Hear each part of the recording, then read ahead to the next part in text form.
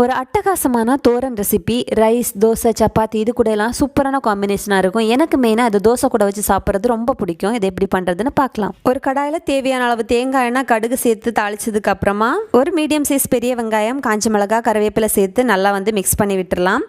இப்போ இது கொஞ்சம் கலர் சேஞ்ச் ஆனதுக்கப்புறமா பீன்ஸை இந்த மாதிரி குட்டி குட்டியாக கட் பண்ணி இதே இதில் சேர்த்துடலாம். எண்ணெயிலே ஒரு 50 செகண்ட்ஸ் இதை நல்லா வதக்கி விட்டுடலாம்.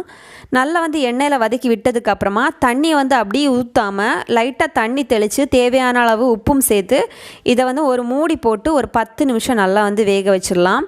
இடையிடையாக கிளறி விட்டுக்கோங்க, அப்போ தான் அடி பிடிக்காது. இப்போ இந்த அளவுக்கு நல்லா காய் வேகணும். இப்போ இந்த டைமில் ஒரு மிக்ஸி ஜாரில் தேவையான அளவு தேங்காய், சீரகம், பச்சை மிளகா, 2 பல் பூண்டு, 1/2 டேபிள் ஸ்பூன் மஞ்சள் தூள் சேர்த்து கொரகொரப்பாக அரைச்சி எடுத்துடலாம். இப்போ இதை வேக வச்ச பீன்ஸ் கூட சேர்த்து நல்லா ஒரு வாட்டி கிளறி விட்டுட்டு மூடி போட்டு ஒரு 2 மினிட்ஸ் குக் பண்ணி எடுத்தால் போதும். சூப்பரான தோரன் ரெடி.